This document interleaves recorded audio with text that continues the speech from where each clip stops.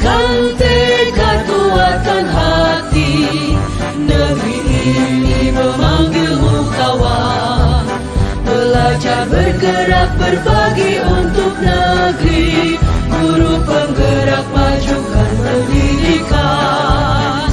Guru penggerak menghamba pada murid. Kreatif, rancang. Ingin mengucapkan terima kasih sudah meluangkan waktunya bagi kita untuk sama-sama berdiskusi tentang modal atau aset yang ada di sekolah kita. Nah, jadi di sini ibu-ibu ada 7 jenis modal sebenarnya yang ada di lingkungan di sekolah kita. Yang pertama itu modal manusia, modal sosial, modal politik, modal agama budaya, modal fisik, modal lingkungan, dan modal finansial. Modal ini biasanya disebut juga dengan aset sekolah. Dalam artian 7 jenis modal ini bisa menunjang kegiatan pembelajaran kita di sekolah. Nah, saya akan menjelaskan dari modal 1 sampai 3. Nanti Ibu Susi menjelaskan sisanya, Ibu Susi ya. Siap. Oke, modal manusia itu contohnya apa? Nah, misalnya kita mempunyai kepala sekolah yang berkualitas, kemudian guru yang linier, warga sekolah, tendik yang membantu, dan juga mitra dalam artian wali murid ya, ibu-ibu ya. Nah, sedangkan modal sosial itu adalah adanya interaksi sosial yang ada di sekolah. Jadi seperti yang kita tahu kan murid kita itu heterogen, mereka berasal dari berbagai jenis suku, sehingga bisa terciptanya kegiatan sosialisasi yang beragam yang juga bisa membantu penunjang atau menunjang kegiatan pembelajaran kita di sekolah. Nah, yang ketiga itu modal politik. Jadi politik di sini bukan dalam artian politik yang mungkin ada selama ini di mindset kita ibu-ibu ya, tapi lebih kepada politik itu sebagai kebijakan.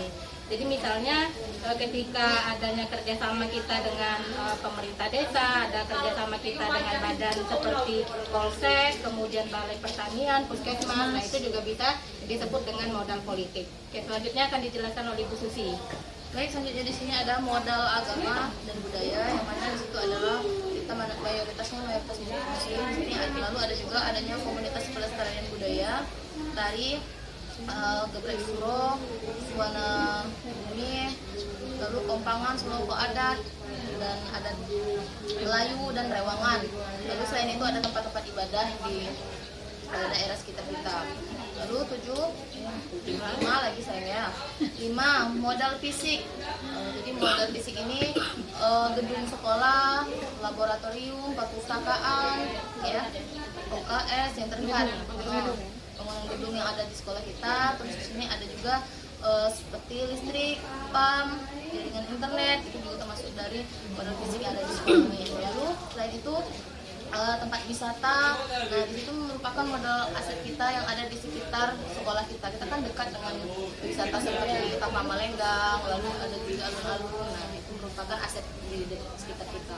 Selanjutnya modal lingkungan itu ada kolam pemancingan, sungai, kebunan sayur dan buah, dan home industry. Nah, sebelumnya kita sudah pernah pergi ke pabrik ya.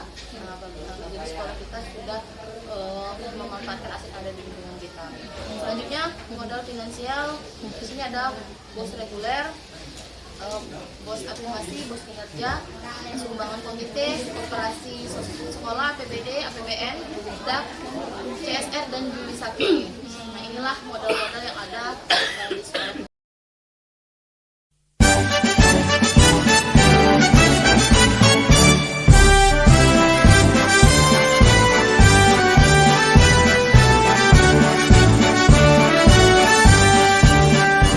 Bulatkan tekad, kuatkan hati, negeri ini memanggilmu kawan. Belajar, bergerak, berbagi untuk negeri. Guru penggerak, majukan pendidikan. Guru penggerak menghamba pada murid. Kreatif, rancang pembelajaran.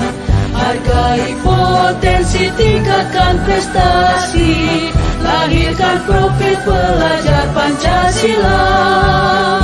Belajar, bergerak, berbagi untuk negeri. Kita menjalin kolaborasi.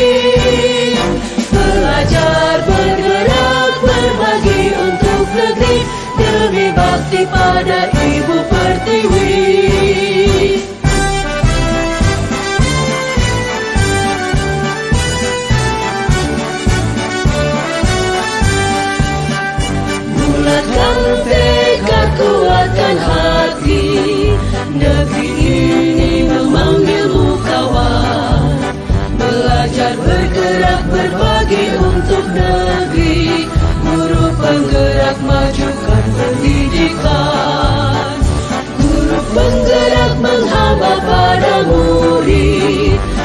kreatif rancang pembelajaran, hargai potensi tingkatan prestasi.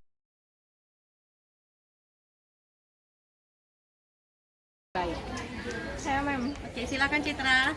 Menurut saya guru-guru di sekolah ini kompeten dan disiplin serta bisa mentransfer ilmu kepada murid-muridnya. Oke, jadi untuk modal manusianya ada dari guru ya Citra. Oke, nah kalau dari diri kalian sendiri sebagai anak-anak di OSIS, menurut kalian apa yang bisa menunjang kegiatan di sekolah kita dari segi OSISnya?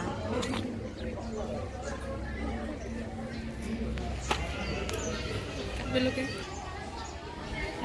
saya sebagai OSIS bisa menjadi wadah untuk kegiatan di sekolah dan bisa komunikasi antara murid dan siswa, murid dan guru.